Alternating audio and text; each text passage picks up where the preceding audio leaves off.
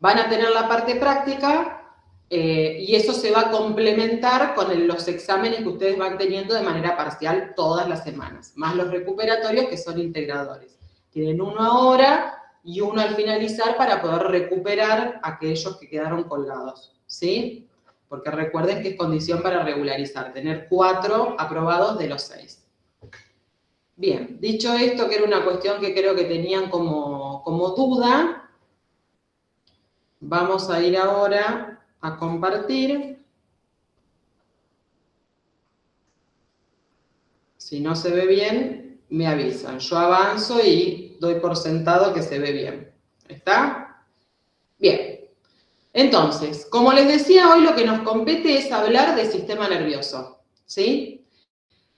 Una introducción, cuáles son los conceptos básicos, cuáles son aquellas cuestiones como definiciones que nosotros tenemos que poder manejar. Por lo tanto, si hay alguna cuestión de esto que no se entienda, prende el micrófono y me interrumpen, ¿sí? Porque avanzar, si hay algo de esto que no se entiende, es contraproducente para después.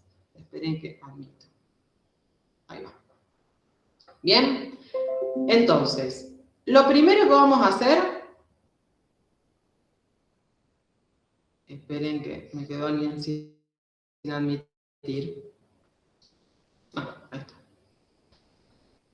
Lo primero que vamos a hacer, como para ver de qué estamos hablando, yo les voy a pedir que escaneen este código, ¿sí? Para los que no puedan escanearlo, yo se los voy a pegar en el chat al link de acceso y les voy a pedir que entren en esta pregunta, que es una pregunta bastante global, que es para saber qué es lo que entienden ustedes cuando hablamos de sistema nervioso. Cuando uno dice sistema nervioso, ¿qué es lo primero que se les viene a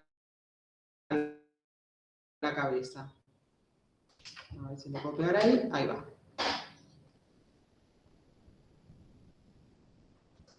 Bien. Yo lo voy a ir proyectando grande y todas las respuestas que ustedes van cargando se van a ir reproduciendo acá en la pantalla, ¿sí? Para que todos la podamos ver. Es anónimo, así que para aquellos, ustedes piensen que hay algunos de ustedes que ya cursaron la materia y hay quienes la están cursando por primera vez, ¿está? Entonces, la idea de esto es que puedan anotar y que puedan escribir qué es lo que a ustedes se les viene a la cabeza cuando hablamos del sistema nervioso. Si lo tuvieran que definir brevemente, rápidamente. Bueno, acá ya hay un compañero o compañera que puso recibir información. A ver. ¿Qué más?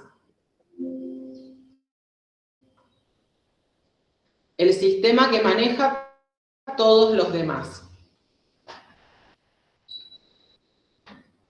Bien, ¿qué más?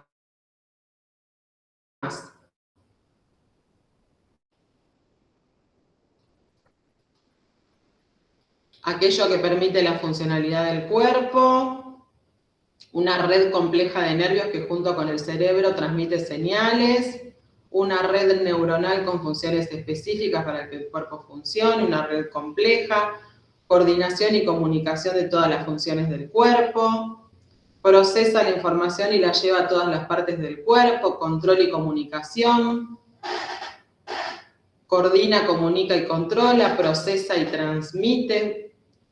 Muy bien. Cerebro y médula espinal.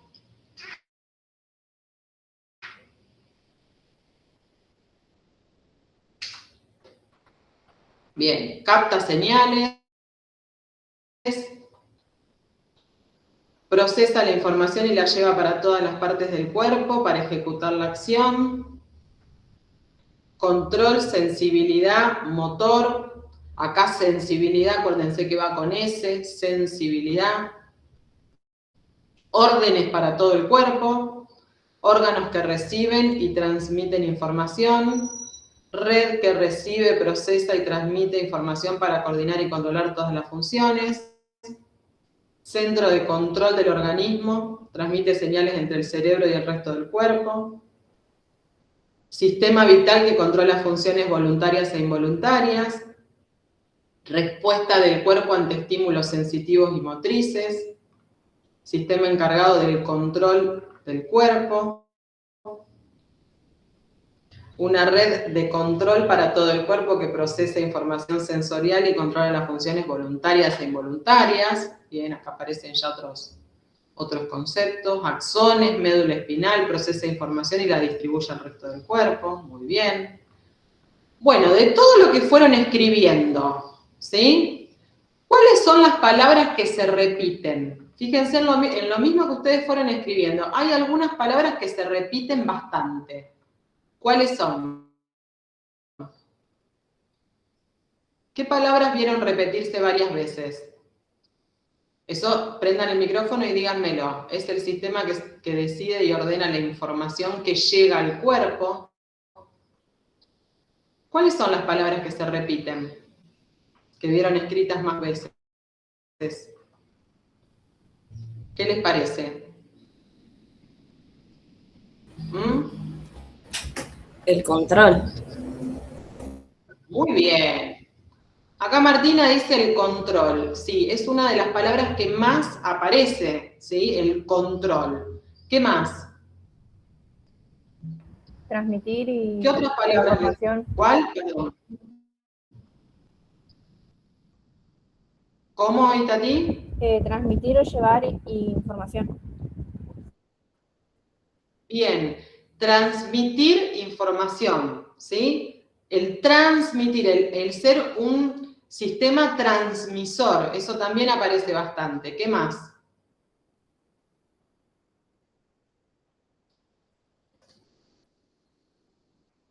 El orden, la transmisión de información. ¿Qué más aparece? Han nombrado algunas estructuras, ¿sí? Fíjense que aparece cerebro, médula espinal, por ahí aparecía la neurona, órganos, es decir, es un sistema integrado por distintas estructuras, ¿sí? Entonces ya aparecen estructuras que vamos a tener que ver una por una.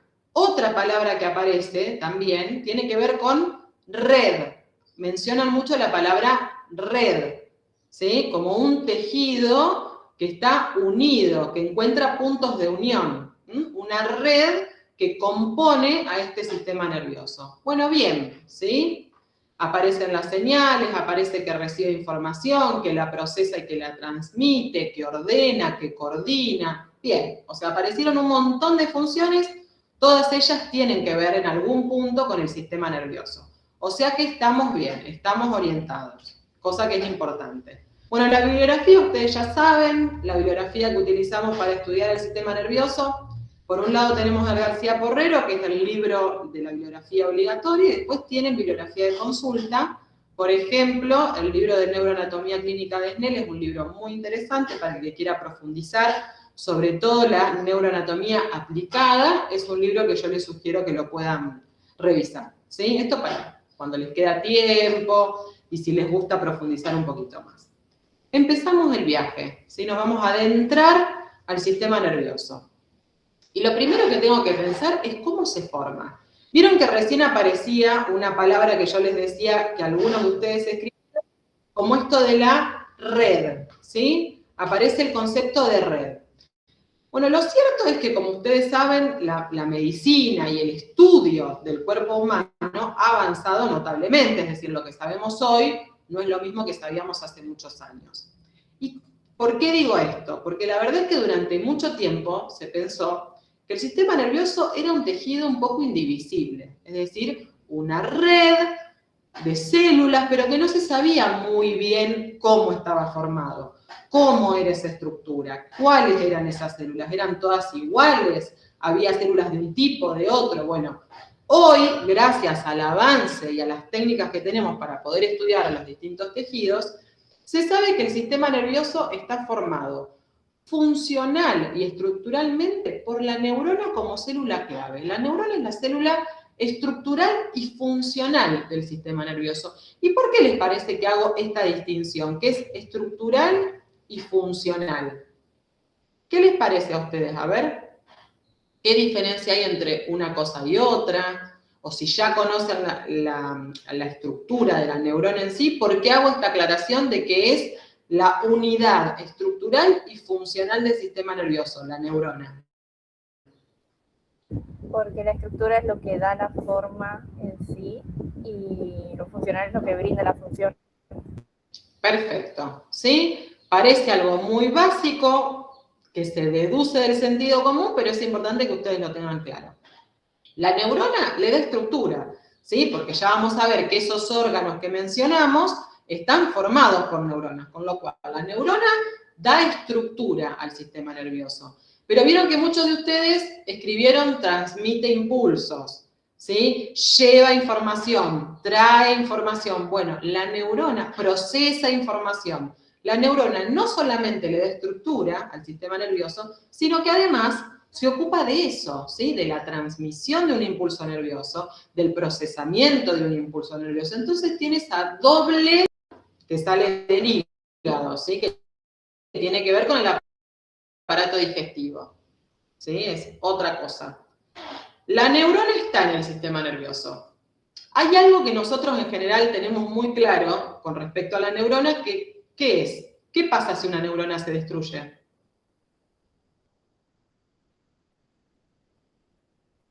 Yo me lastimo, ¿sí? Me raspo, me hago un cortecito en la piel, me realizo las curaciones correspondientes y esas células epiteliales que se dañaron, ¿qué hacen después?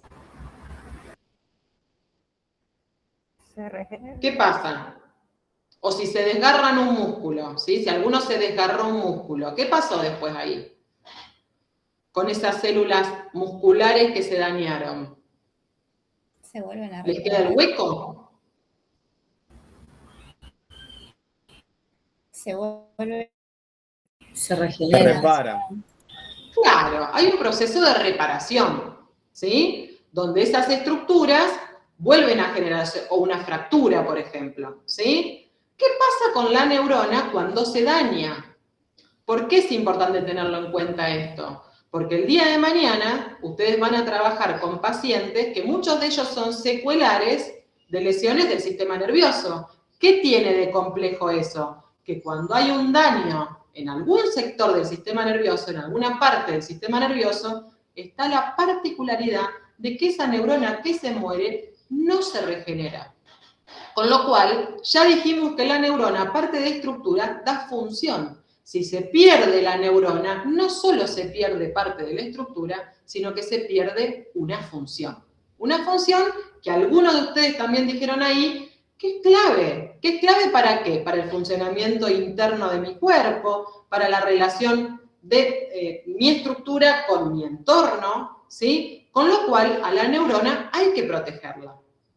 ¿Está? Entonces, ¿quién se ocupa de proteger, de sostener, de nutrir a la neurona? Las células de la glía.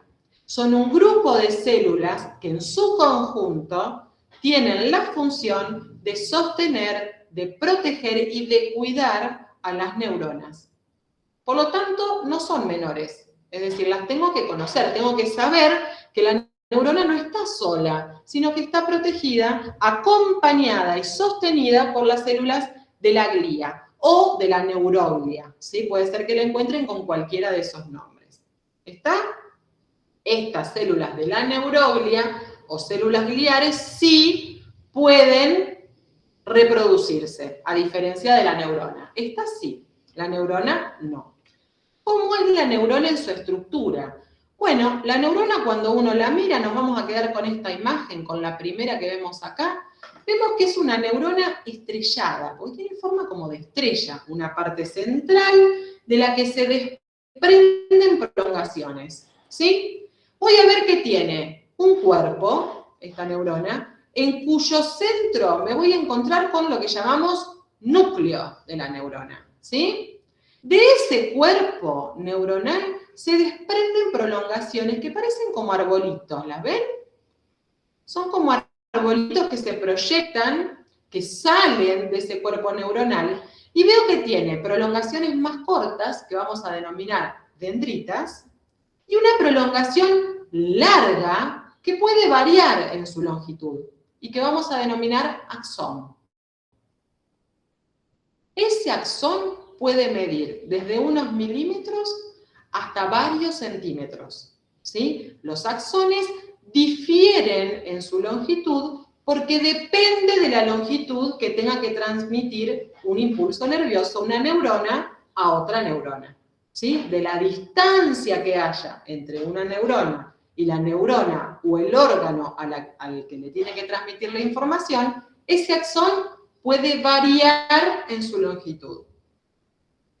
Miro y veo que ese axón también termina después en una especie de prolongación, que se asimila un poco más a las raíces de un árbol y que vamos a denominar teledendritas. En el extremo de esas teledendritas me voy a encontrar con el punto de unión para que esa neurona se comunique con otra neurona, o lo que vamos a llamar órgano diana. ¿Qué es esto del órgano diana? ¿Alguien sabe? ¿La neurona solo le lleva información a otra neurona o puede llevar la información a otra estructura?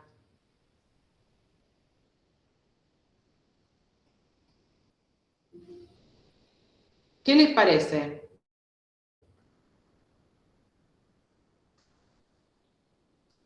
¿A quién le puede llevar información?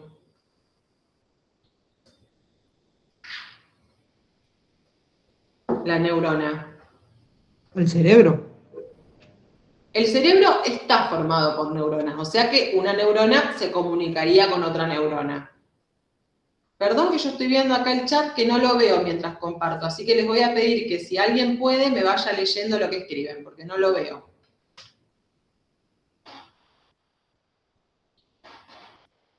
¿A quién le puedo llevar información la neurona, aparte de a otra neurona? Ese órgano diana, ¿qué puede ser?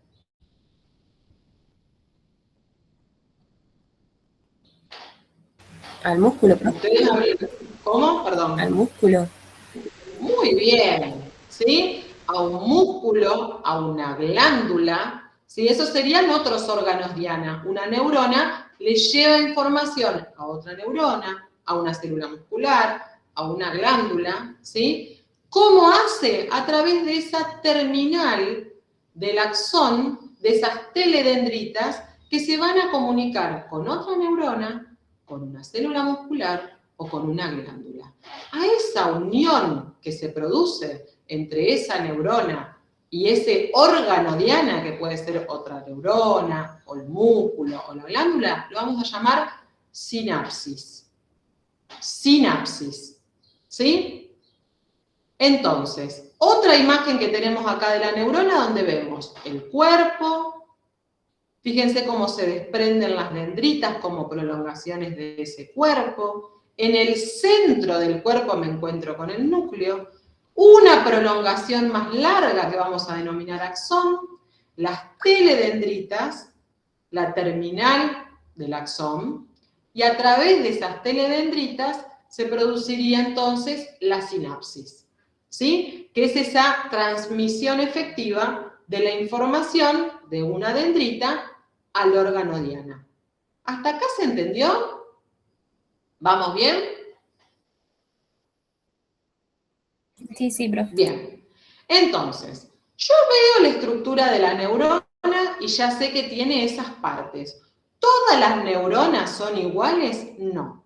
De hecho, si yo vuelvo para atrás, vamos a ver que hay neuronas que tienen un cuerpo y se desprenden dos axones, de esta forma que llamamos pseudo unipolar, de esta forma que llamamos bipolar, de esta forma que tienen un cuerpo con forma piramidal, entonces la llamamos célula piramidal o neurona piramidal. No son todas iguales, ¿sí? Pero para su tranquilidad, nosotros le vamos a pedir que se acuerden de esta, ¿sí? Que es de la neurona tipo, de la más básica, ¿está? No es que las demás no las tengamos que tener en cuenta, después algunas de ellas las vamos a nombrar, pero como estructura, acuérdense de esta, con su cuerpo, con sus prolongaciones que llamamos dendritas, su núcleo, su prolongación única como axón, y después de ese axón, las teledendritas con la terminal para la sinapsis. ¿Sí? Bien. Ahora, Yo miro este cuerpo neuronal, miro este axón y miro esas teledendritas, y lo primero que tengo que pensar es cómo es que ese impulso nervioso se transmite. Porque en realidad la función del sistema nervioso, muchos de ustedes ya lo dijeron, es transmitir información, llevar información de un lado al otro. Bueno, acá tengo que tener algo muy en claro, y es que la información se transmite en una única dirección. Es decir, a la dendrita, a la neurona, la información le llega a través de las dendritas, ¿sí? Por lo tanto, viene al cuerpo. Se procesa en ese cuerpo y luego se retransmite el impulso nervioso a través del axón, ¿sí? Las neuronas transmiten el impulso nervioso de manera unidireccional, desde el cuerpo de la neurona hacia el axón, y no al revés. Eso lo tienen que tener en cuenta. El impulso viaja de manera unidireccional, ¿sí? Primera cuestión que también tengo que tener en cuenta cuando pienso ya en la función. ¿Está? Miro esta neurona en particular y veo que aparece algo acá en el axón, rodeando el axón. ¿Qué es? Ahí lo dice.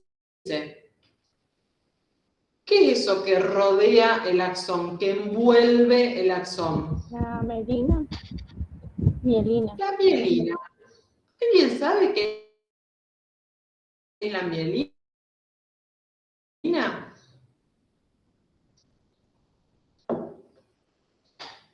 A ver qué les parece. ¿Qué hace esa mielina con el axón?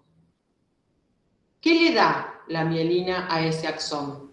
Yo tengo un axón que tiene un diámetro y lo envuelvo con algo. ¿Qué le otorgo cuando lo envuelvo? ¿Lo hago cómo? Rapidez, profe. ¿Cómo? Rapidez. Muy bien.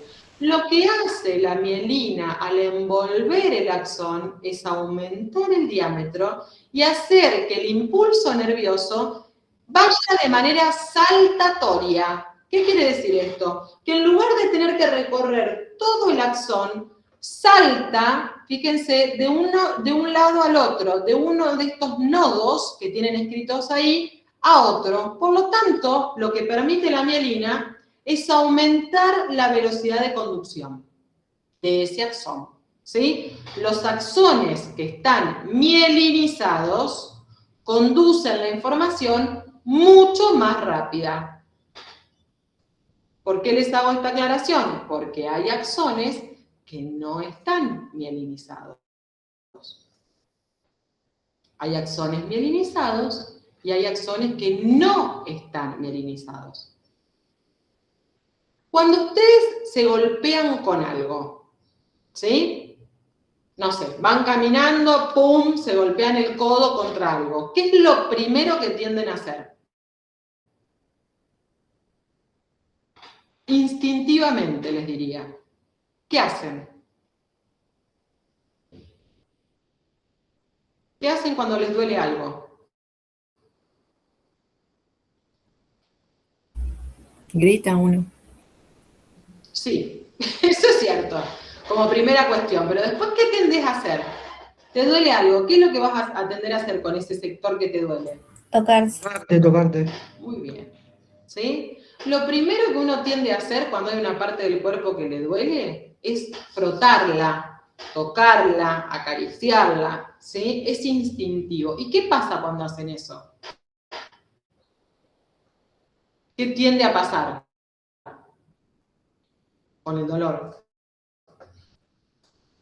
¿Qué pasa con el dolor?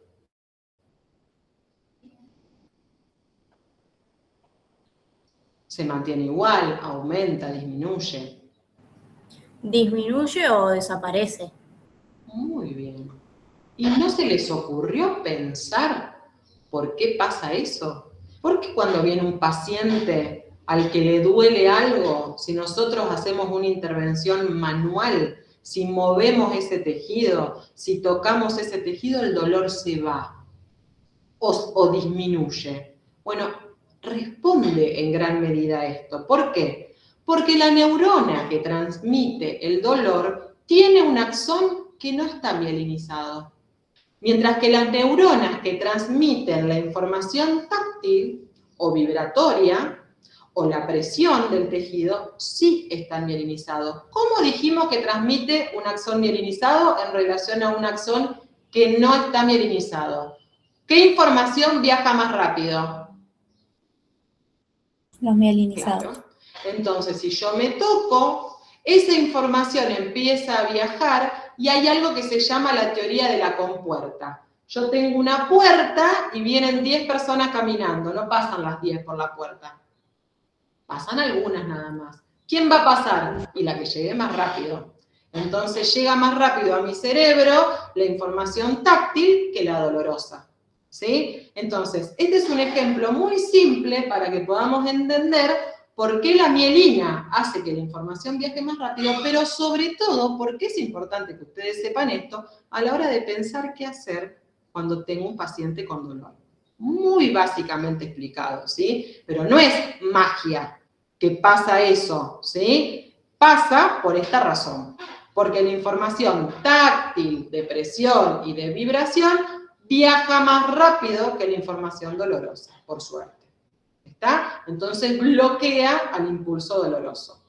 Bien, dicho esto, ¿ustedes cuántas neuronas se imaginan que tenemos a lo largo de todo nuestro sistema nervioso? ¿Las podríamos contar?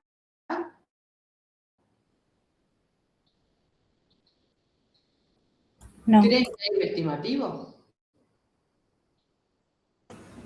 Y yo creería que es estimativo, profe. ¿Muchas? ¿Pocas?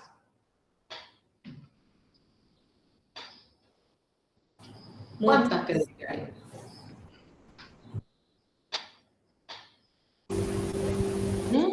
Yo creo que millones.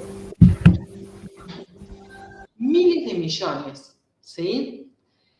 Por lo tanto, cuando nosotros, si bien yo les decía antes, ahora se estudia el sistema nervioso y se pudo identificar a la neurona y se la puede ver, y acá vemos este gráfico hermoso que en algún punto nos da para que nosotros nos imaginemos cómo es, porque evidentemente la han podido ver.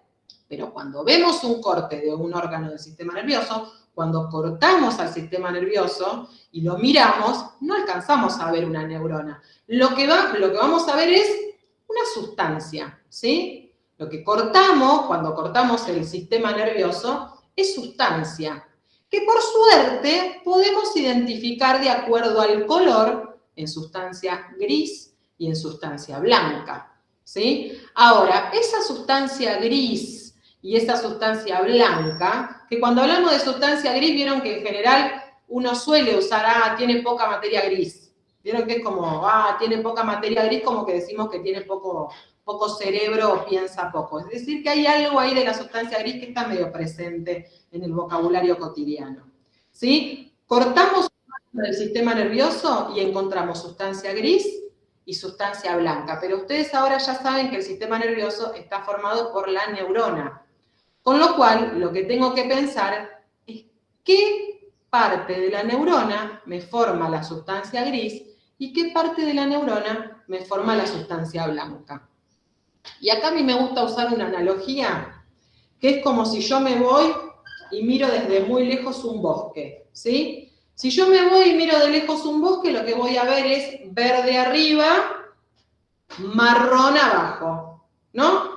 Me acerco al bosque y veo que son árboles que tienen una copa llena de hojas verdes y un tronco marrón, ¿no? Bueno, con el sistema nervioso pasa algo parecido. Yo corto y digo, bueno, tengo sustancia gris y tengo sustancia blanca, pero si me meto con un microscopio electrónico voy a poder ver que esa sustancia gris está formada por la unión de un montón de cuerpitos neuronales y que esa sustancia blanca está formada por la unión de un montón de axones.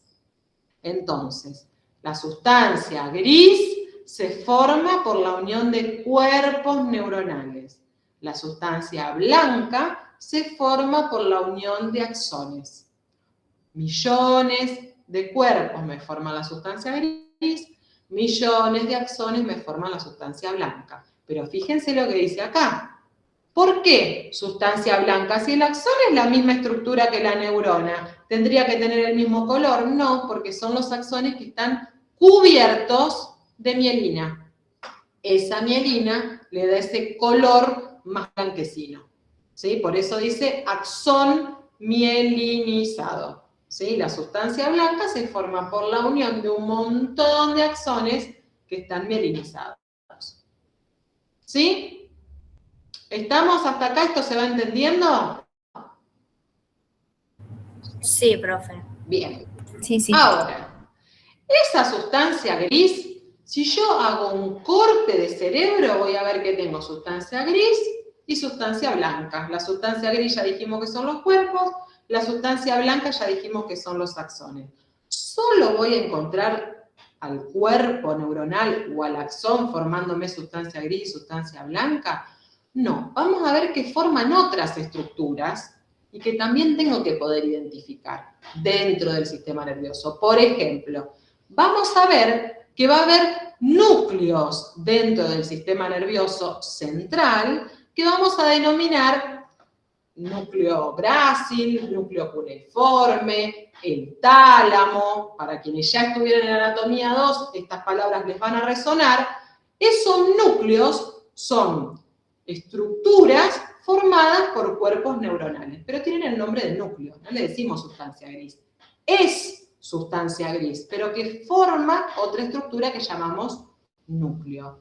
Vamos a ver que hay otras estructuras también en el sistema nervioso que vamos a denominar ganglios. Siempre que hablemos de ganglio, tengo que saber que es sustancia gris. Ojo con confundir a este ganglio con el ganglio linfático, ¿sí? Vieron que en general uno registra mucho a los ganglios que son tipo pelotita, que uno los toca cuando está con un proceso inflamatorio, me duele la garganta, me toco acá y palpo una pelotita, ese es un ganglio, ¿sí? Pero es un ganglio linfático, otra cosa. A estos ganglios no los palpamos, ¿sí? Y son bochitas, pedacitos de sustancia gris. Por lo tanto, está formada por cuerpos neuronales, ¿sí? Corteza. Cuando hablamos de corteza cerebral, de corteza cerebelosa, también tengo que pensar que está formado por sustancia gris. Por lo tanto, está formada por cuerpos neuronales. ¿Bien? ¿Qué pasa con la sustancia blanca? ¿Dónde me voy a encontrar sustancia blanca? Bueno, dijimos que el axón tiene como función que el cuerpo procesa y el axón, ¿qué hacía? ¿Qué hace el axón? Transmite información. Transmite, conduce la información, ¿sí? Perfecto. Por lo tanto, cada vez que se transmita esa información, se va a hacer de distintas formas. Esos axones se van a ir uniendo, formando cordones, fascículos, tractos, haces, lemnisco, van a adoptar distintos nombres. Lo que sí tengo que saber es que siempre que hable de cordón, fascículo, tracto, haz o lemnisco, estoy hablando de sustancia blanca y estoy hablando de axones que transmiten la información. ¿Bien?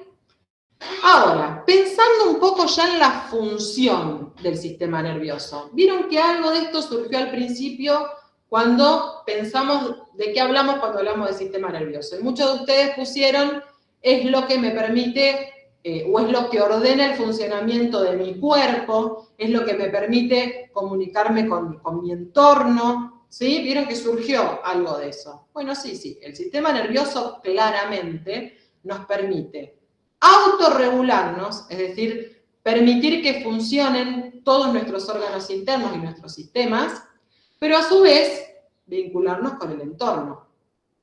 Moverme, ver, oír, oler, ¿sí? Palpar, es decir, tengo un sistema nervioso de la vida de relación que me relaciona con mi entorno, que lo vamos a llamar sistema nervioso somático, y tengo un sistema nervioso que permite el funcionamiento de mis órganos internos, que yo me alimente y ese alimento siga su curso, ¿sí?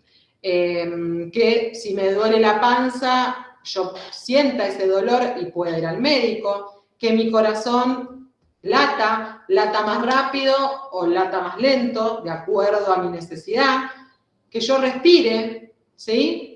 Y yo no estoy pensando en cómo respirar, o no estoy pensando en cómo late mi corazón, ¿sí? A ese sistema lo llamamos autónomo. ¿Por qué autónomo? Porque no depende de mi voluntad, ¿sí? De hecho, no puedo intervenir. Incluso cuando pienso que sí, porque si yo le digo a ustedes, aguanten la respiración, y ustedes me dicen, profe, sí, depende de mi voluntad, porque si yo no quiero respirar más, no respiro. No, porque en algún momento sí o sí se dispara la inspiración. Es decir, hay un corte donde el sistema nervioso autónomo hace que respiren, salvo que haya un daño.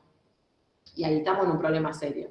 Pero el sistema nervioso autónomo es el que mantiene el funcionamiento de mis órganos internos. Y es el que me permite la vida, básicamente. El que me garantiza la vida. El sistema nervioso somático es el que me permite relacionarme con todo lo que me rodea. Y ese sí depende de mi voluntad. Yo veo para allá, miro para el otro lado, me meto una galletita y siento lo que estoy, lo que me meto dentro de la boca, lo mastico de alguna forma según mi voluntad, toco lo que quiero, me muevo como quiero. Ese depende de mi voluntad, el sistema nervioso autónomo no. Esa es la división fisiológica del sistema nervioso, de acuerdo a las funciones que el sistema nervioso tengo, que hay que estudiarlos por separado porque son muy distintos. ¿Dónde me voy a encontrar al sistema nervioso somático y al sistema nervioso autónomo? ¿En alguna parte del cuerpo en particular? Profe, perdón Sí. que te moleste. Una compañera quiere entrar al chat. A ver, no me pareció. ¿Que la admita a la clase? Sí. No me parece.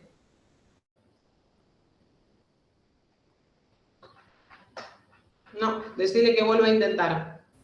Dale. Gracias. ¿Dónde me encuentro al sistema nervioso somático y al sistema nervioso autónomo?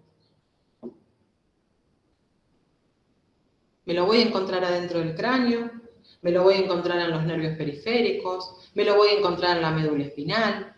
Conviven juntos, ¿sí? Pero tengo otra división, que es la anatómica, que es la que me ubica algunos órganos contenidos adentro del cráneo o en el neuroeje, y que me ubica otras estructuras por fuera del neuroeje que vamos a denominar sistema nervioso periférico. Central, periférico.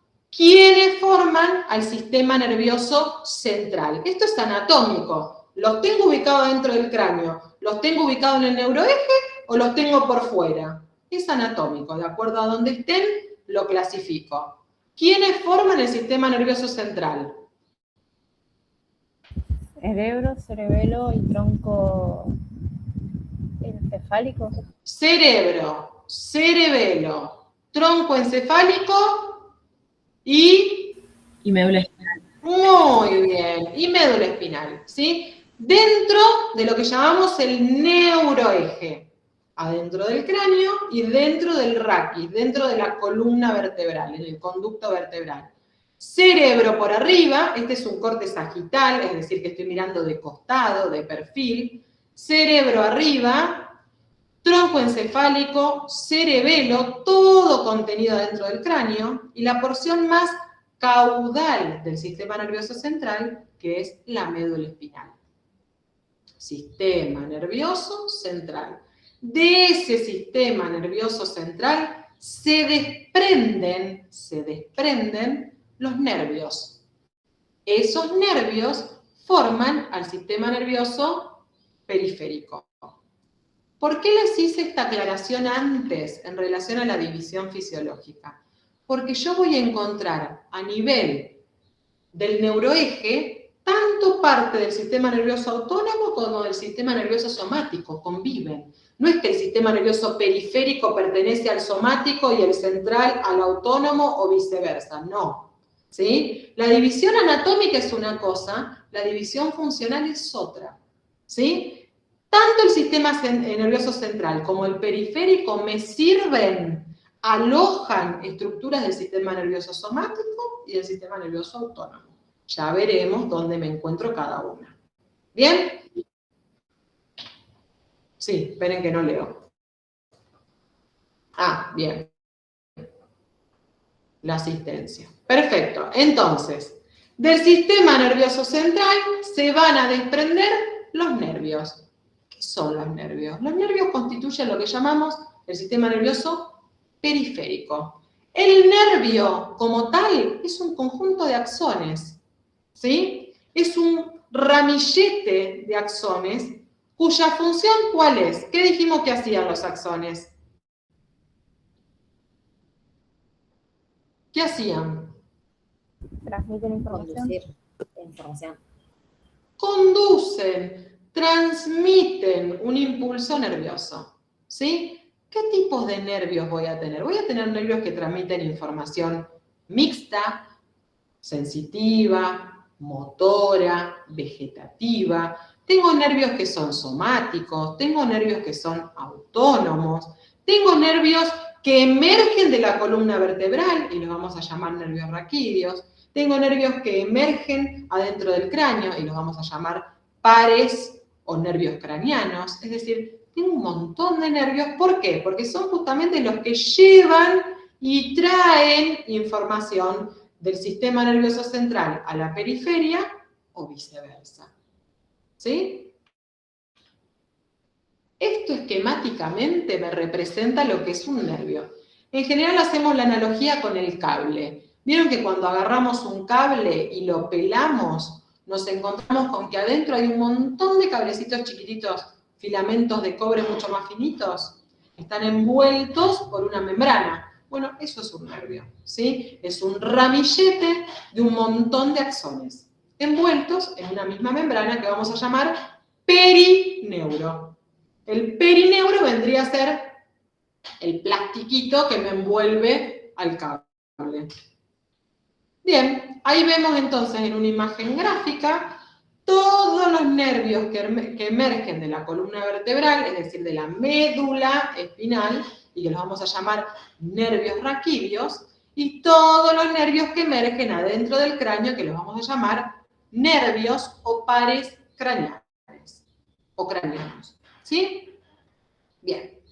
Otra cuestión que tenemos que entender es que cada uno de estos nervios nace en par, es decir, nace uno derecho junto con uno izquierdo. Entonces, hablo de pares de nervios raquídeos y hablo de pares de nervios craneanos.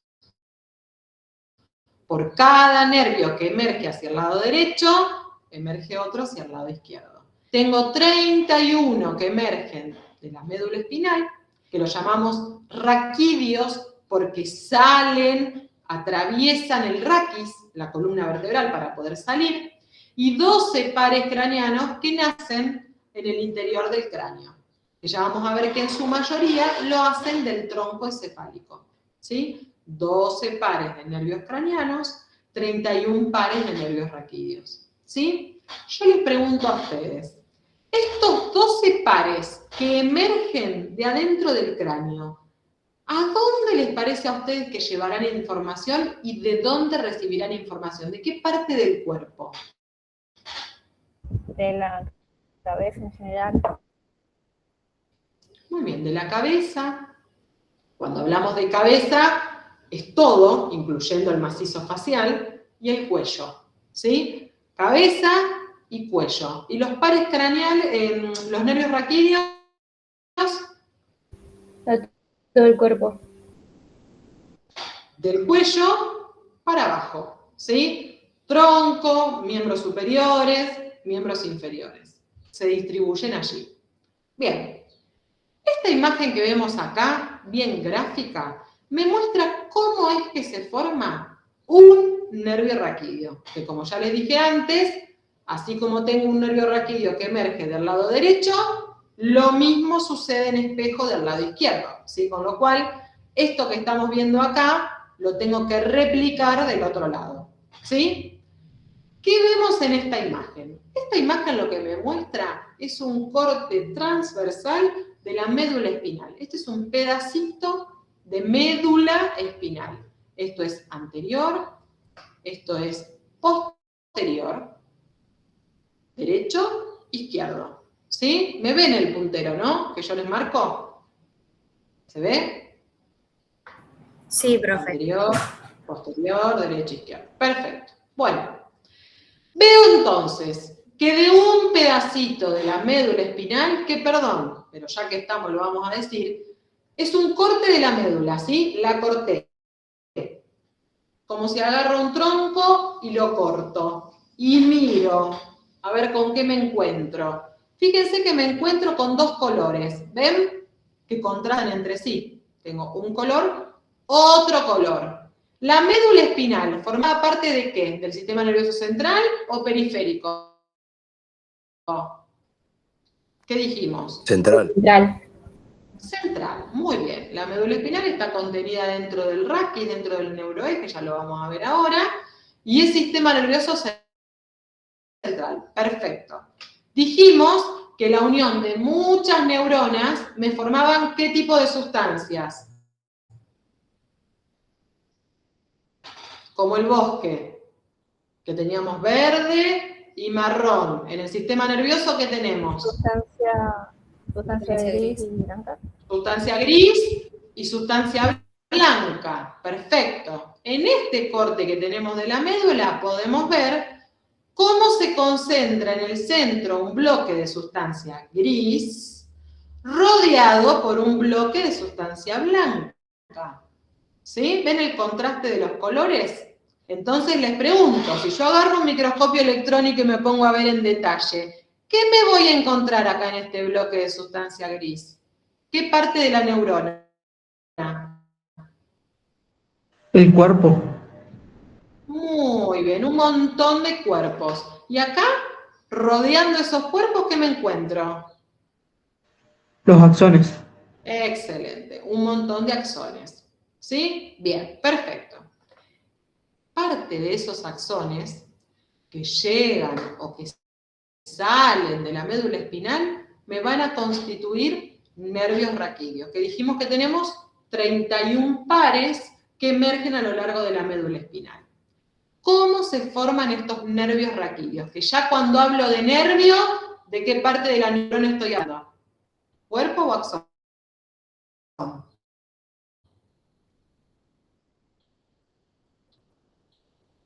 Si pienso que es un nervio.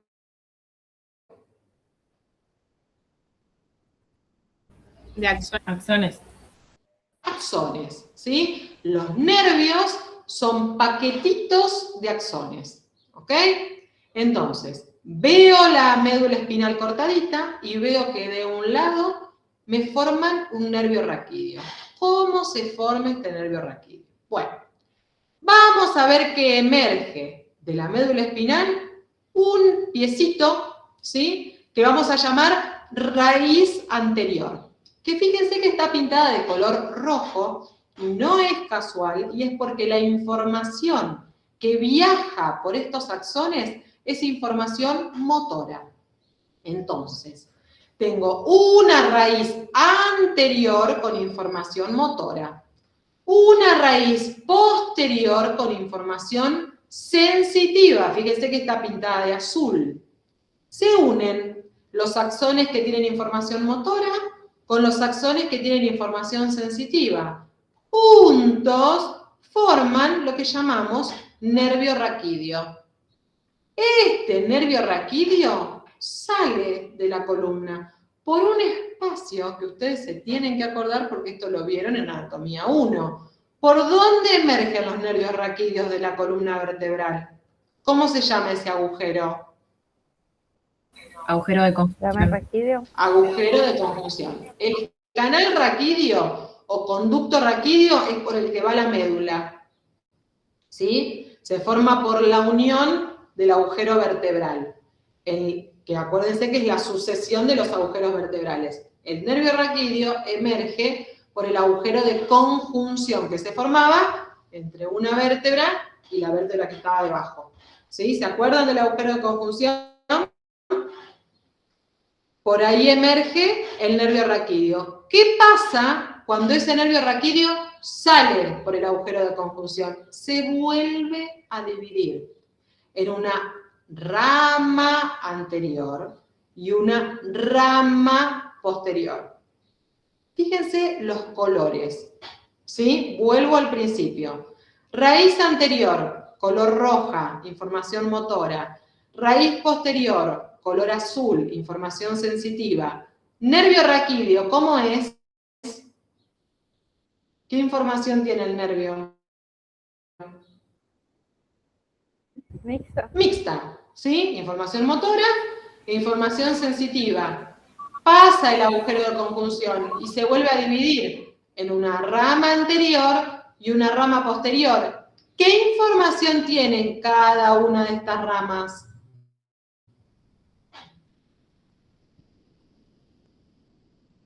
Mixta. Mixta. Mixta, ¿sí? Tienen información mixta. ¿Está? Entonces, la constitución del nervio raquídeo, y vuelvo al árbol, porque me parece que es lo más gráfico para entenderlo, es similar a un árbol. ¿Qué tiene el árbol? Raíces, un tronco y ramas. ¿El nervio raquídeo qué tiene? Raíces, un tronco y ramas. ¿Sí? Raíces diferenciadas, con información distinta, un tronco con información mixta y ramas que también tienen información mixta. ¿Qué ven ahí que no les nombré? Que no hice mención todavía. Del ganglio. Muy bien. Veo abultamientos. Veo uno acá,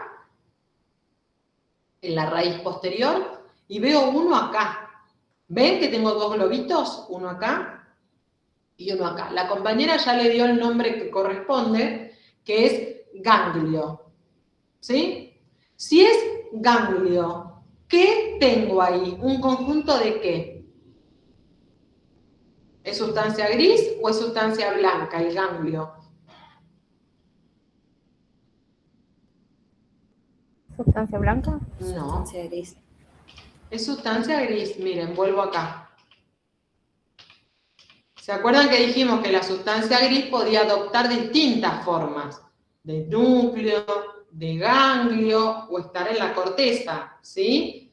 Bueno, acá, fíjense que estamos ya en el sistema nervioso periférico, pero aparecen esos abultamientos que son ganglios. Si son ganglios, es sustancia gris. Por lo tanto, ahí tengo cuerpos neuronales. Este ganglio es el ganglio anexo de la raíz posterior y tiene cuerpos neuronales.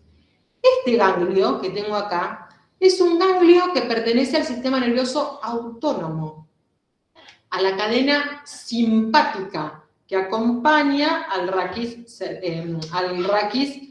a lo largo de la porción dorsal, de donde nace y se desprende la información del sistema nervioso autónomo correspondiente al simpático, que ahora vamos a ver qué es. Entonces, veo un ganglio ahí, veo otro ganglio acá, pero veo algo más que se desprende de este ganglio. ¿Y qué es? Que viaja por la raíz anterior. Información del sistema nervioso autónomo. Por lo tanto, la rama.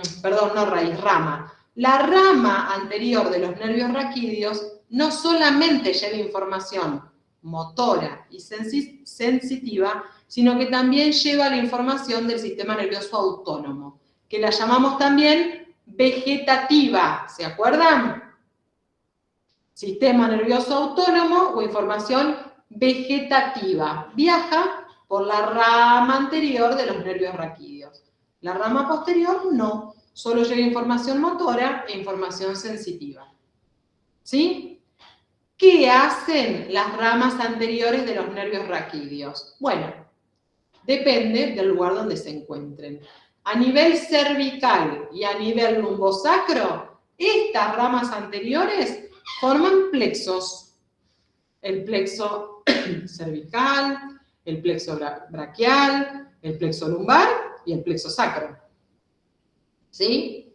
Que algo de esto ustedes ya vieron. Entonces, ¿cómo se forman esos plexos? Por las ramas anteriores de los nervios que correspondan. Estos son los que forman plexo. ¿Y las ramas posteriores qué hacen? ¿Hacia dónde van? ¿Hacia dónde se distribuyen? ¿Se acuerdan?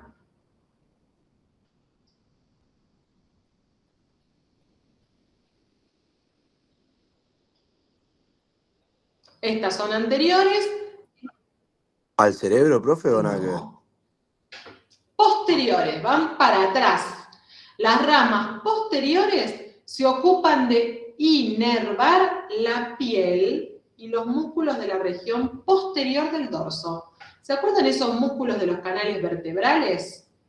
Los multífidos, el epiespinoso, el dorsal largo, el iliocostal, los erectores de tronco están inervados por las ramas posteriores de los nervios raquídeos, estos, ¿sí? Las ramas anteriores, entonces, forman plexo a nivel cervical y a nivel lumbosacro. Ah, y las ramas anteriores a nivel dorsal, ¿qué forman? ¿Qué nervios? Los intercostales. Nervios intercostales, ¿sí? Entonces, ramas anteriores, plexos a nivel cervical y lumbosacro, nervios intercostales a nivel dorsal. Y las ramas posteriores inervan la piel y los músculos de la región posterior de tronco. ¿Sí? Bien.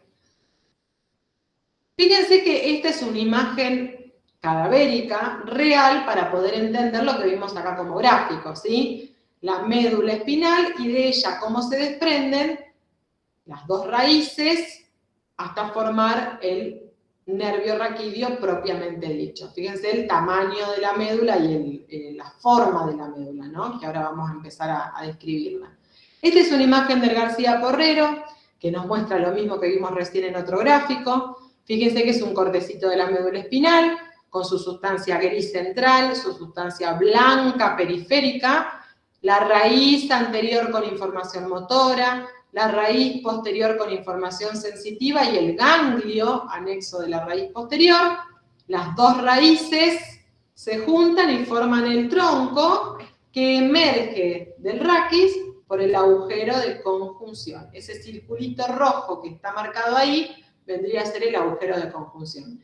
¿Qué nos falta acá? Que no está en este gráfico. ¿Qué hace el nervio una vez que pasa el agujero de conjunción? Se vuelve a ¿En qué? dividir. En posterior y ¿Qué? anterior. Anterior y posterior. Muy Rama. bien, en rama anterior y rama posterior. Perfecto. Tengo una imagen acá que me muestra todos los nervios raquídeos emergiendo de la columna. ¿Lo ven? Por cada espacio, por cada agujero de conjunción, emerge un nervio raquídeo. O sea que tengo 31 pares de nervios raquídeos, voy a ocupar 31 agujeros. ¿Sí? Porque por cada agujero sale un nervio.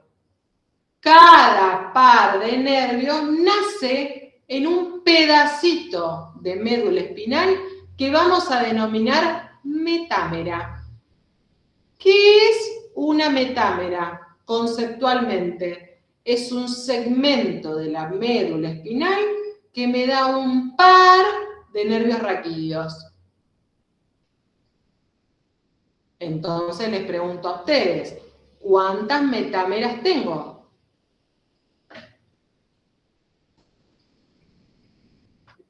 ¿31 pares? Metámeras. Metámera tengo una por cada par, o sea que tengo 31 metámeras. De cada metámera, un par de nervios. ¿Se entiende? Las metámeras no son en pares, porque es el pedacito de la médula. ¿Sí? Esto es una metámera, ¿sí? ¿Podés repetir qué es una metámera, por Sí. favor? Una metámera es un segmento de médula espinal que da origen a un par de nervios raquídeos. Tengo 31 metámeras, porque tengo 31 nervios raquídeos. ¿Cómo se distribuyen estos nervios raquídeos? Bueno, tengo 8 nervios raquídeos cervicales, 12 nervios raquídeos torácicos, 5 lumbares, 5 sacros y 1 coxigio. 8 cervicales, 12 torácicos, 5 lumbares, 5 sacros, 1 coxigio. Ojo acá con confundir la cantidad de nervios con las vértebras. ¿Cuántas vértebras cervicales teníamos? 7. 7. Sin embargo, tengo 8 nervios raquídeos cervicales, ¿sí? No coinciden. Son 7 vértebras, 8 nervios. ¿Está? Los torácicos, los lumbares y los sacros coinciden, pero los cervicales no. ¿Sí? Bien. Eso cuando hablamos de los nervios raquídeos. ¿Qué pasa cuando hablamos de los pares craneales?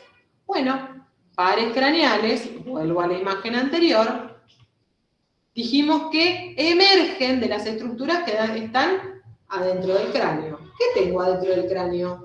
Bueno, tengo a cerebro por arriba como estructura más grande y como estructura más craneal, más superior. Debajo del cerebro y por delante el tronco encefálico. Debajo del cerebro y por detrás el cerebelo. ¿Sí? Miro un detalle. El tronco encefálico se extiende hacia abajo con la médula espinal y no veo un corte, ¿sí? Marcado. Veo una situación de continuidad entre una estructura y la otra, ¿sí? Cerebro, tronco encefálico, cerebelo. Y veo los pares craneales que emergen de estas estructuras. 2 de esos pares craneales, que son los 2 primeros, el óptico y el oftálmico, nacen del cerebro. Son pares cerebrales. Los otros 10 nacen del tronco encefálico. Ninguno del cerebelo. ¿Sí? 2 son cerebrales y los otros 10 nacen del tronco encefálico.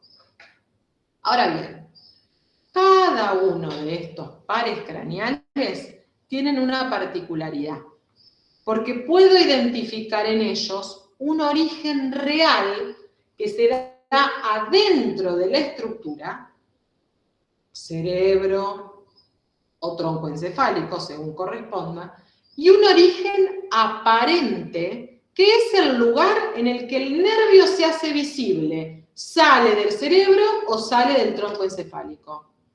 Origen real, origen aparente. La pregunta es, para ver el origen real de estos nervios, ¿qué tendríamos que hacer con estas estructuras? ¿Cómo hago para ver el origen real de estos nervios? ¿Qué tendríamos que hacer con el tronco encefálico si quisiera ver el origen real?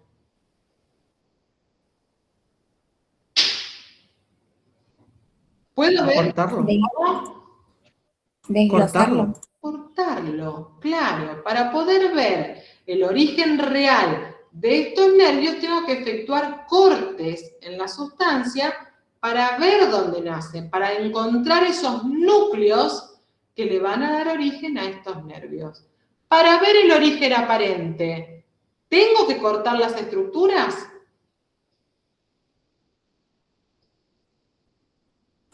No, se pueden ver por fuera. No, la veo así, como lo ven en esta imagen, que estoy mirando desde abajo. Fíjense que acá tengo el cerebro arriba, el cerebelo debajo y detrás, y el tronco encefálico debajo y por delante. Todo eso que ven pintadito de color amarillo son los pares craneales. ¿Qué parte de los pares craneales? ¿El origen real o el origen aparente? El aparente. El aparente. El aparente. Aparente es por donde aparecen por fuera de la estructura. ¿Sí? ¿Cuántos pares craneales dijimos que teníamos? 12. 12.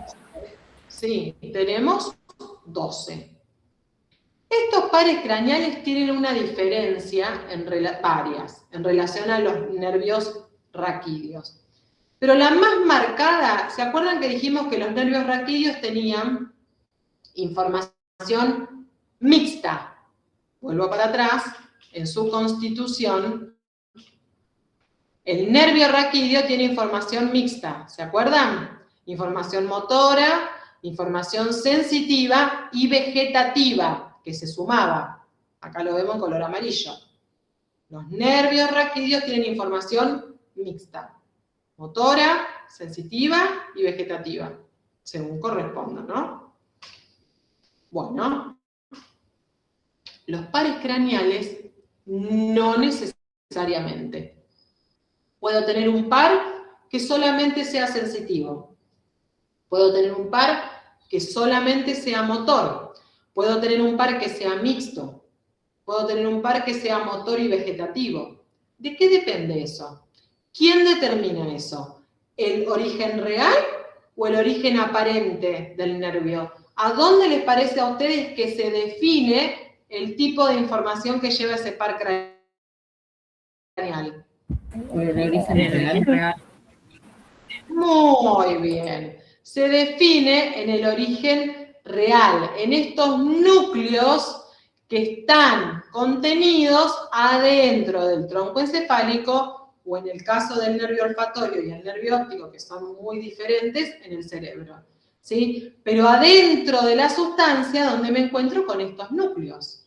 ¿Sí? Si hablo de núcleo, ¿de qué estoy hablando? ¿De sustancia gris o de sustancia blanca? Gris.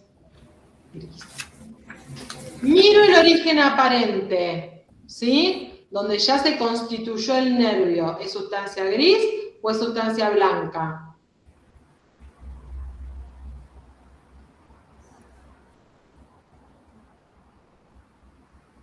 ¿Gris? Cada uno de estos nervios que emergen de la sustancia, ¿es sustancia gris o blanca? Blanca. El nervio, ¿qué era? Por lo tanto, acá voy a tener el cuerpito de la neurona y lo que sale es su axón, que luego se prolonga como nervio. ¿Sí? El cuerpo de la neurona va a estar en el núcleo y su axón formándome el nervio. ¿Sí? Pares craneales. ¿Cómo se llaman los pares craneales? Bueno, los pares craneales se nombran por un número romano, pero tienen un nombre propio y los tenemos que conocer a los dos.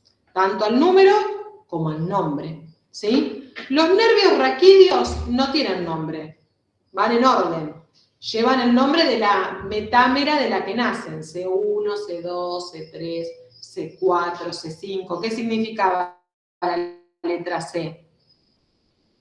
Cuando vieron la columna vertebral. C1, C2, C3, ¿qué significaba? Muy bien, la letra significa el segmento. Si yo digo, este es el nervio raquídeo T9, ¿a qué voy a hacer referencia? ¿De qué metámera nace? La vértebra dorsal. Muy bien, nace de la novena dorsal. Si digo L4, De la vértebra lumbar.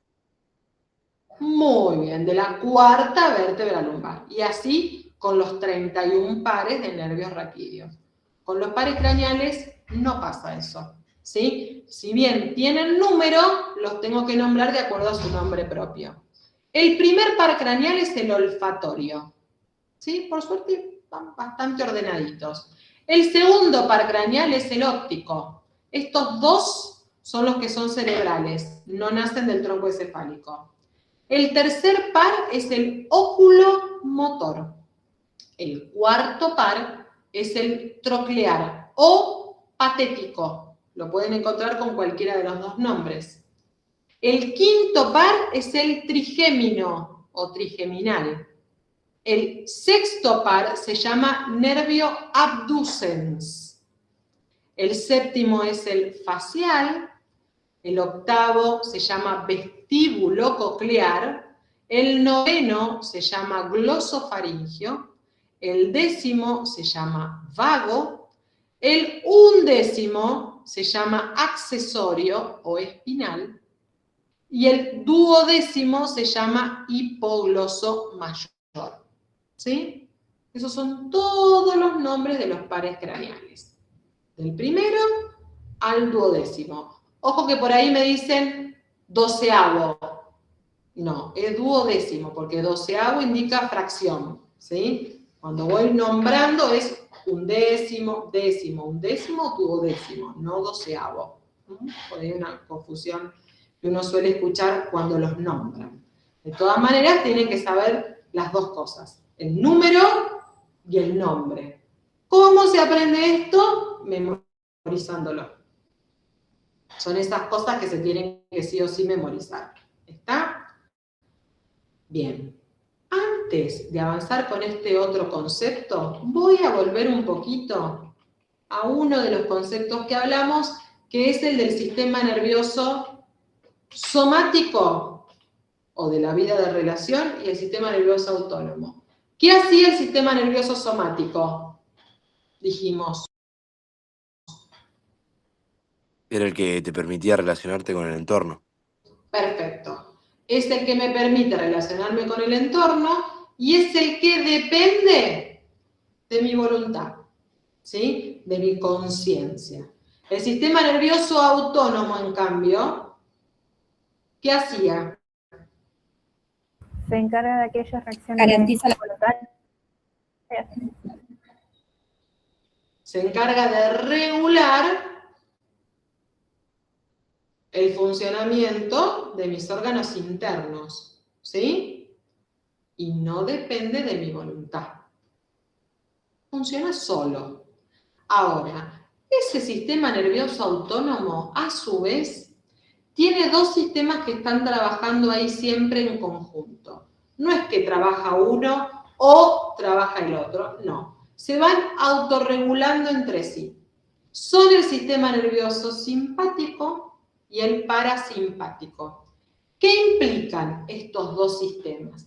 Dentro del sistema nervioso autónomo, como les decía antes, está, por ejemplo, regular los latidos del corazón, regular la cantidad de veces que respiramos por minuto, regular el funcionamiento de mi aparato o sistema digestivo, regular la secreción glandular, ¿sí? Todo eso se ocupa el sistema nervioso autónomo. Yo no tengo que estar pensando si el alimento que tragué se está digiriendo o no se está digiriendo.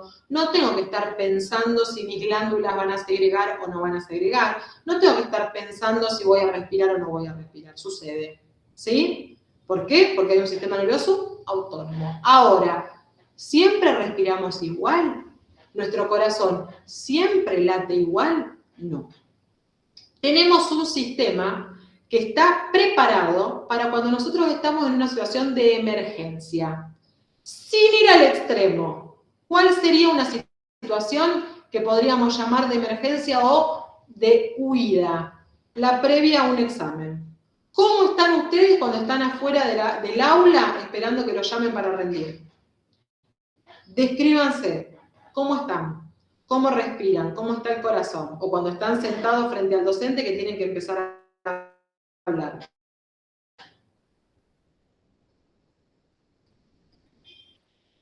¿Cómo respiran?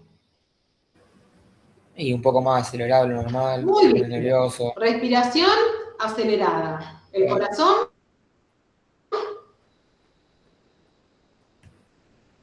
También. Acelerado también. acelerado también. Me pasa un montón, que yo en general siempre tengo algo cuando vienen a rendir para ofrecerles y que coman. ¿Qué dicen? No, tengo el estómago cerrado, no puedo comer un bocado, ¿sí? ¿Por qué? Y porque mi aparato digestivo no está preparado en ese momento para la digestión.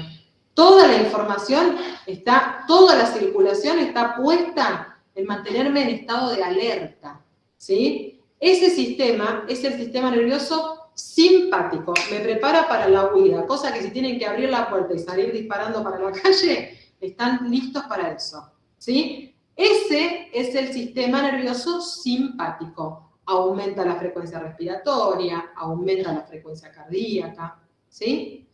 ¿Cuál es el sistema nervioso parasimpático? El que hace lo opuesto, el que baja la frecuencia respiratoria, el que baja la frecuencia cardíaca, el que lleva el sistema circulatorio y toda la sangre a mi aparato digestivo para que pueda hacer la digestión como corresponde, el que prevalece si ustedes están un domingo en un sillón mirando una serie de Netflix. Tranquilo, nada lo perturba, se le puede caer el techo en la cabeza, que usted es tan bárbaro ahí, la respiración es tranquila, el corazón late lo mínimo indispensable, no hay un requerimiento extra, no estoy en estado de alerta, estoy tranquilo.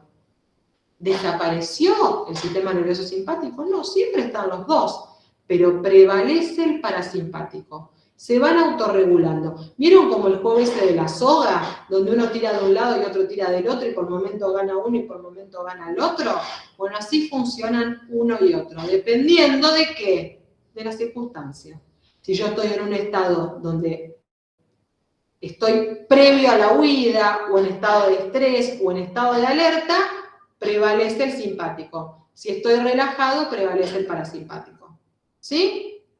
¿Estamos hasta acá?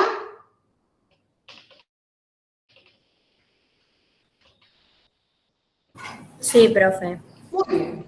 Nos vamos a tomar 5 minutos, renovar el mate, ir al baño el que quiere ir al baño. Son las 27, a las 35 volvemos, ¿sí?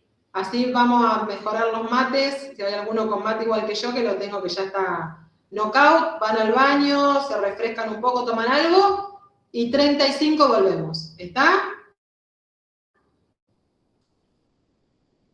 Nos vemos en unos minutos. Yo. Quieren llegar de acá a Rosario, no pueden ir por cualquier lado, tienen que elegir una ruta, en la cual tendrán paradas en el medio, estaciones de servicio, negocios, lo que quieran, pero tienen que elegir una ruta. Bueno, acá con la información que viaja en el sistema nervioso pasa lo mismo. La información no viaja por cualquier lado, elige una vía de conducción. Entonces, ¿qué es una vía de conducción? Es el recorrido de un impulso nervioso en la totalidad o en una parte del sistema nervioso. ¿Por qué? Y bueno, porque yo puedo tener un impulso que viaje desde la punta de mi dedo hasta el cerebro, o puede ser que llegue a la médula espinal y pegue la vuelta, ¿sí? Es decir, que no recorra todo el sistema nervioso, ¿sí? No por eso deja de ser una vía de conducción. Esto lo anotan. ¿Qué es una vía de conducción? Es el recorrido del impulso nervioso en la totalidad o en una parte del sistema nervioso. ¿Bien? Ahora, a modo de ejemplo, ¿sí? Un poco lo que hablábamos antes. Vamos a hablar de un circuito un poco más corto, es decir, que no necesariamente tenga que llegar hacia mi cerebro para darme una respuesta. Voy caminando descalza ahora que es verano, piso algo que me pincha y me hago mal el pie. Bueno, voy a partir desde acá, ¿sí? Tengo un receptor externo en la planta del pie, en la piel que cubre la planta de mi pie. Ese receptor capta este estímulo, ¿sí? Y lo transmite a través de esa neurona sensorial en dirección a mi médula espinal. Esa médula espinal, dentro de la médula yo voy a tener información sensitiva y voy a tener información motora. Entonces va a haber una interneurona que comunica a esta neurona sensorial con una neurona motora. ¿Qué va a hacer? Le va a devolver información a través del sistema nervioso somático, puntualmente a los músculos de mi miembro inferior, para que yo retire, haga una triple flexión de mi miembro inferior, despegue el pie y me deje de doler. ¿Sí? Esto transcurre en cuestión de segundos. Cuando yo siento, cuando mi cerebro hace consciente el dolor, yo ya levanté el pie. ¿Sí? Es decir, que hay un circuito integrado en el cual la información llega y me da una respuesta. Permanentemente nosotros recibimos estímulos del exterior o del interior y generamos respuestas. ¿Cómo sucede esto? A través de circuitos integrados que vamos a denominar vías de conducción. ¿Sí? Bien. ¿Cómo puede ser esa información que viaja a través del sistema nervioso? Bueno, como les decía recién, si yo piso algo con mi pie y me hago mal y me pincho, es una información que recibe mi cuerpo y que va a ser sensitiva, ¿sí? Tiene que ver con la sensibilidad. Las vías de conducción que transmiten información sensitiva, por lo tanto, van a ir de la periferia, de mi sistema nervioso periférico, hacia mi sistema nervioso central.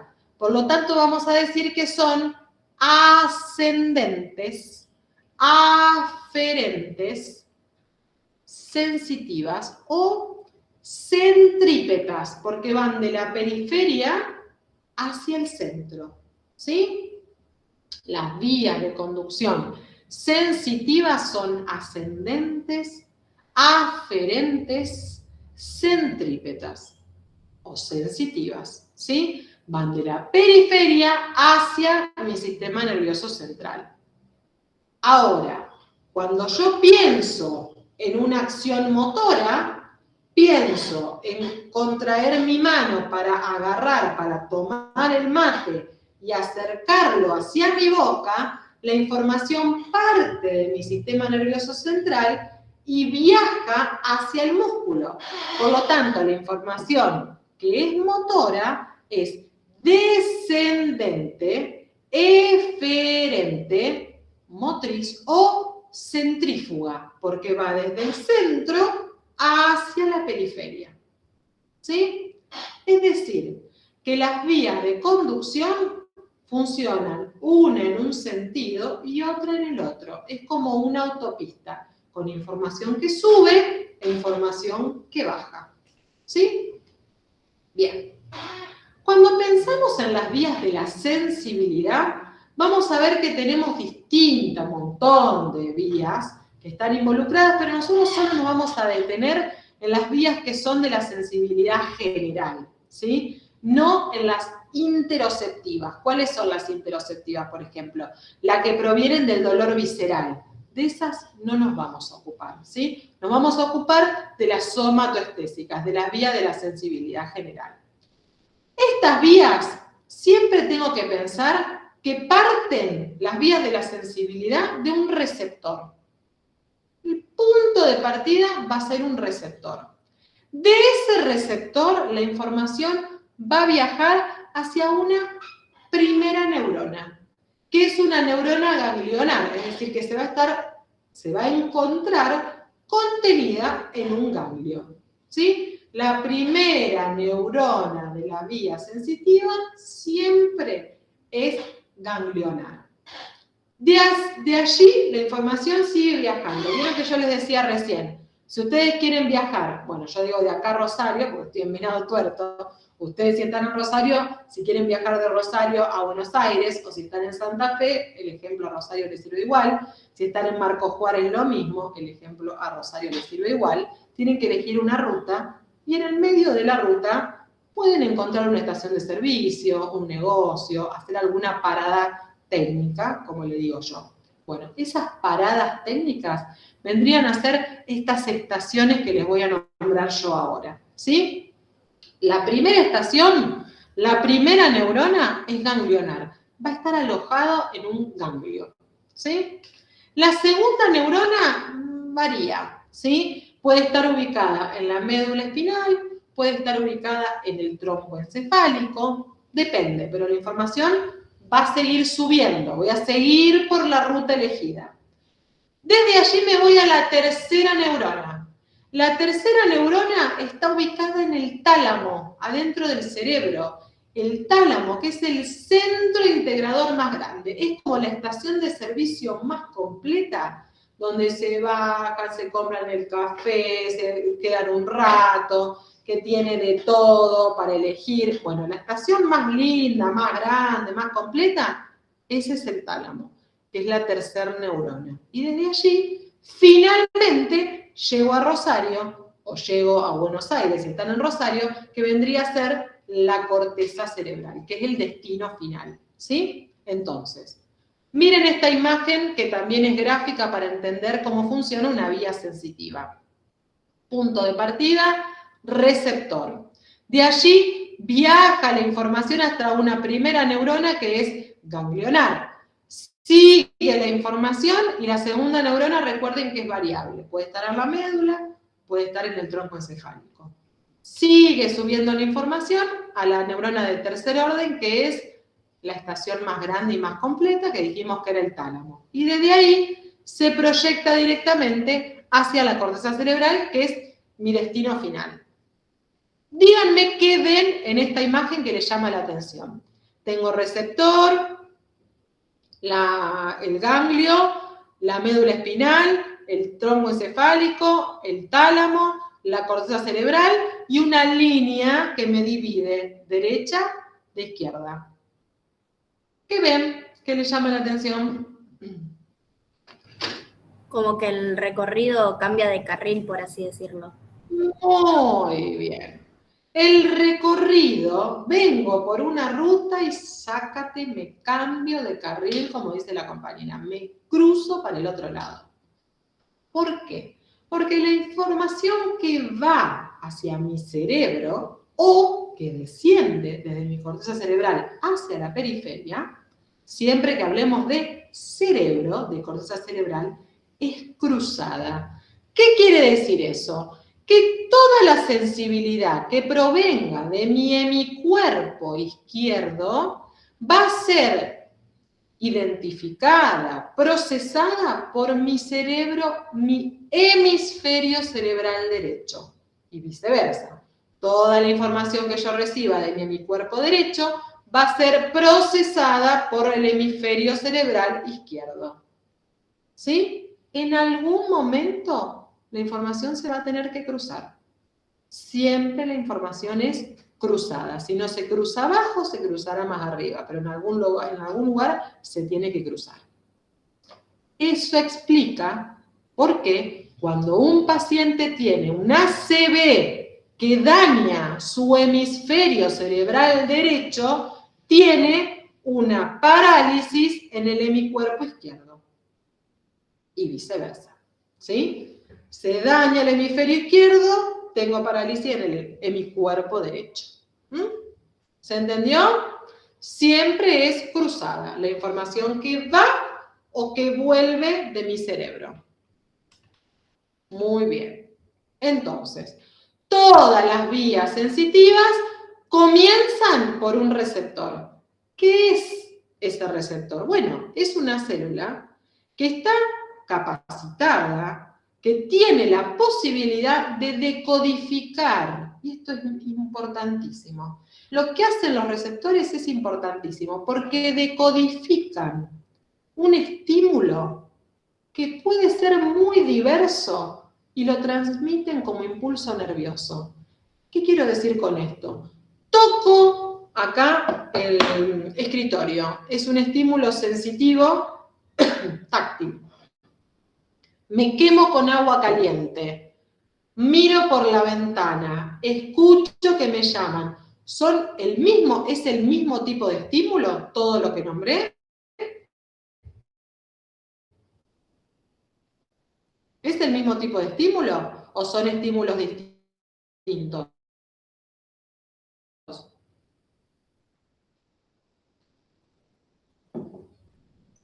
¿Qué les parece? Distinto.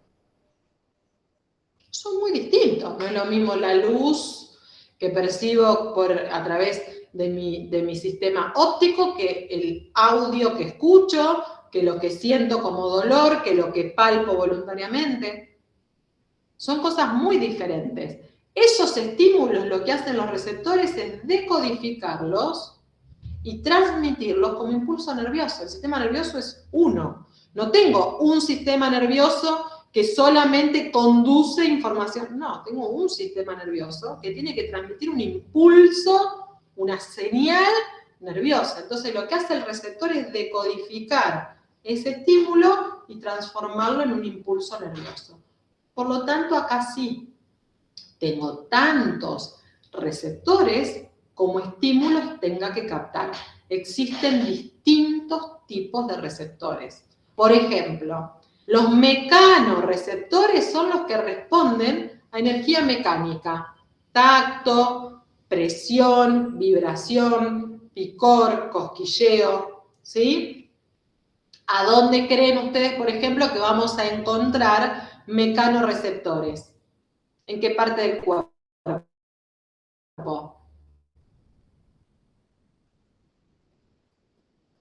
En la piel. Muy bien, por ejemplo en la piel, perfecto. Termorreceptores, responden a estímulos térmicos, frío, calor. ¿Dónde puedo encontrar termorreceptores?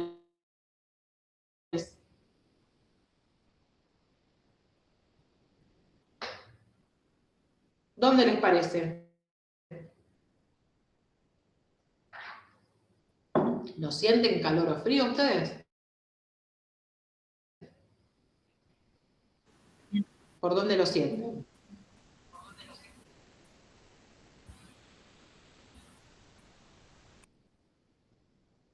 Cuando tienen calor, ¿qué se hacen? ¿Qué hacen?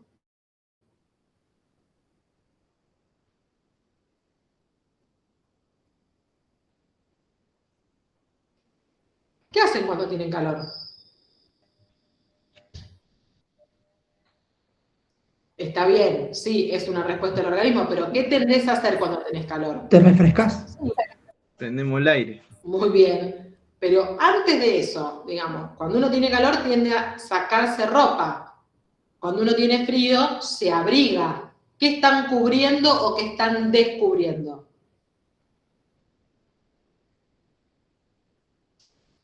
La piel, ¿sí? Claro, tengo termorreceptores en la piel, que me indican que se hace calor o se hace frío. Quimioreceptores responden a sustancias en solución. Bueno, acá es un poco más por ahí difícil de imaginarse, pero ¿dónde tengo quimioreceptores? En la boca, como un alimento, es un producto químico, siento, percibo si es amargo, si es dulce, si es ácido, si me gusta, si no me gusta, ¿sí? En las fosas nasales, cuando percibo un olor, decodifico eso que está ingresando en si es algo agradable, desagradable, si es un olor a rosa, si es uno ya conozco, puedo identificar. Quimioreceptores tengo en la boca y en las fosas nasales. Fotorreceptores o electroreceptores, ¿dónde voy a tener? Que responden a ondas electromagnéticas. La luz. ¿A dónde? En los ojos. ¿Sí? En la retina, en los ojos, percibo, veo, no veo, qué colores veo. Nociceptores responden a presión o temperatura extrema o sustancias químicas nocivas. El dolor. ¿Dónde percibo dolor? Y bueno, en la piel, en distintos tejidos, pero por ejemplo en la piel. ¿Sí? Siento presión. Bueno, si esa presión es excesiva, ya dejan de sentir los mecanorreceptores y empiezan a activarse los nociceptores, porque ya la presión pasa a niveles donde ponen daño o en riesgo de daño al tejido. Nociceptores, dolor. Entonces, mecanorreceptores, energía mecánica, termorreceptores, estímulos térmicos, quimioreceptores, responden a sustancias en solución, fotorreceptores, ondas electromagnéticas, nociceptores, dolor. Cada uno de estos receptores tienen características. Por ejemplo, la especificidad. Un fotorreceptor se activa ante estímulos electromagnéticos, no ante estímulos químicos, ¿sí? Los receptores responden a un estímulo, no a todos. Los mecanorreceptores una energía mecánica, ¿sí? No a una sustancia química. Es decir, tienen especificidad, responden a un solo tipo de estímulo. Hay otra característica que tienen los receptores que es muy interesante, que es la adaptación. Y esto parece medio complicado, pero seguramente que ustedes lo han experimentado en alguna oportunidad. Vieron que si uno se apoya, por ejemplo, yo apoyo la mano acá en la silla y me apoyo para hablar con ustedes, yo ahora estoy sintiendo que me apoyé. Hagan el ejercicio en alguna oportunidad. Me pongo a hablar con ustedes y al cabo de un rato, yo ni me acuerdo que tengo la mano acá apoyada. Salvo que entonces deje de percibir el estímulo o que me cargue con más fuerza. Eso se llama adaptación. ¿Qué quiere decir? Yo apoyo la mano y los receptores que tengo, los mecanorreceptores que tengo acá en la piel, captan la presión y transmiten ese impulso nervioso y me informan que estoy apoyando la mano sobre la silla. Al cabo de un ratito, de unos segundos, dejan de transmitir esa información. Se adaptan rápidamente. Entonces, salvo que modifique el estímulo, le cargue más peso, o deje de percibirlo, no recibo más información al respecto. Eso se llama adaptación rápida. Los receptores pueden tener adaptación rápida o adaptación lenta, ¿sí? Excepto, y esto es importantísimo, los nociceptores. Los nociceptores no se adaptan. ¿Por qué? Porque son los ocupados de informar cuando hay un riesgo tisular. El nociceptor me informa que me estoy dañando, que me estoy haciendo mal. Entonces no puede adaptarse, porque si se adapta y deja de transmitir la información, me lastimo, ¿sí? Me hago un daño aún mayor. Entonces los receptores se adaptan rápido o se adaptan más lento, excepto los nociceptores que transmiten siempre hasta que cese el impulso doloroso. ¿Se entendió eso? ¿Sí? Sí. Sí, profe. Bien. Por otro lado, tenemos otra característica de los receptores que es la excitabilidad. ¿Qué es la excitabilidad? Bueno, justamente la capacidad que tienen las células nerviosas de excitarse, despolarizarse, como se llama, y transmitir el impulso nervioso. Es decir, responden a ese estímulo, son excitables, ¿sí? Esa capacidad de respuesta se llama excitabilidad. Bien. Cuando hablamos de las vías motrices, ¿qué dijimos de las vías motrices? ¿Cómo podían ser? ¿Cómo eran, mejor dicho? ¿Descendentes o ascendentes? De las dos Ambas. maneras. Descendentes, ¿sí? La vía motriz siempre es descendente. La vía sensitiva es la que asciende. Vieron que la vía sensitiva dijimos que teníamos receptor, neurona de primer orden, de segundo orden, de tercer orden, cuarto orden. Y vamos subiendo. Bueno, la vía motriz es al revés.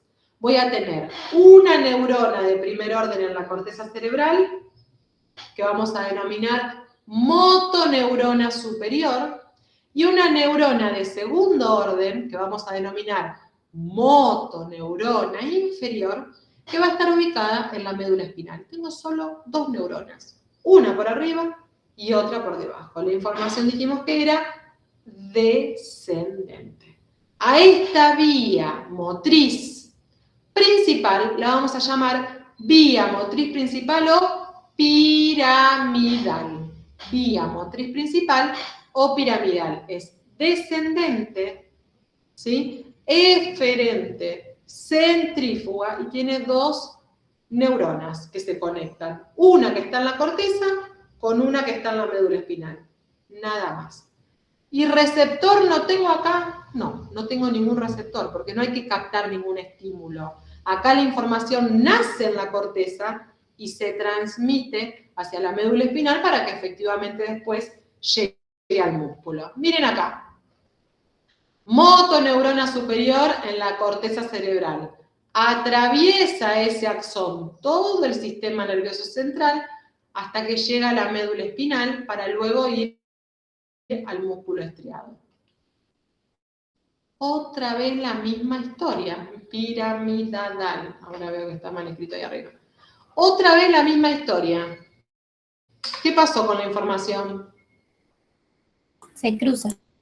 Se cruza, efectivamente. ¿Vieron que les decía hoy que siempre que la información llegue al cerebro o parta del cerebro, se tiene que cruzar? En algún momento se cruza. Bueno, la información motora, el 80% de esa información que nace en la corteza y que forma parte de esta vía motriz principal se cruza acá, en el extremo inferior del tronco encefálico. Se cruza.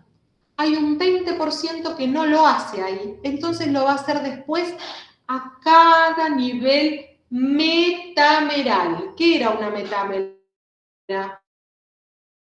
Dijimos, por definición. El segmento de la médula espinal que da origen a un nervio raquídeo. Excelente. El 20% que no se cruzó en el extremo inferior del tronco encefálico se va a ir cruzando en cada uno de esos pedacitos de médula espinal antes de dar origen al nervio raquídeo. ¿Sí? Y a través del nervio raquídeo llegar al músculo estriado que corresponda. ¿Bien? Pero se cruza siempre, en un lugar o en el otro.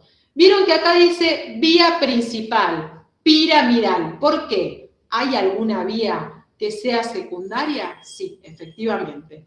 Cuando nosotros pensamos en las vías que comandan el movimiento, tengo que saber que está esta vía, que es la que ejecuta. ¿Qué quiere decir que ejecuta? Le dice al músculo que se contraiga. Fin. Pero no le dice si se contraiga más despacio, que se contraiga más fuerte, menos fuerte, que lo haga a una altura o a la otra. El ajuste y la coordinación del movimiento lo tiene a cabo una vía que es motora, que es descendente, pero que va paralela a esta y que se llama vía motriz secundaria o extrapiramidal. La vía motriz secundaria o extrapiramidal involucra un montón más de estructuras y es la que se encarga de la regulación, de la coordinación del movimiento, que se va puliendo ¿con qué? Con la práctica, ¿sí? ¿Por qué? Y probablemente la primera vez que un niño o que un niño chiquito agarra un mate y se lo lleva a la boca y capaz que se lo clava al lado de la boca, en un cachete. A la tercera, cuarta vez ya lo va a llevar más cerca de la boca y nosotros ya grandotes, sin ver, somos capaces de llevarnos el mate y llevarlo directo a la boca. ¿Por qué? ¿Qué tenemos? Memoria. Acumulamos la memoria del gesto repetitivo durante mucho tiempo.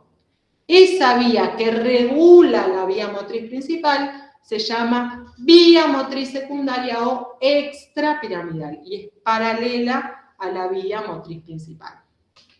¿Sí? Muy bien. Bueno, estamos en horario y estamos ya, creo yo, con la información justa como para cortar la clase antes de que prendamos fuego esas cabezas.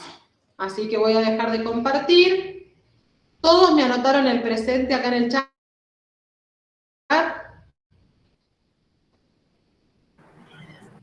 Sí, profe. Perfecto. Bueno, nos vemos entonces el miércoles a las 8 de la mañana. Yo les dejé mi correo en la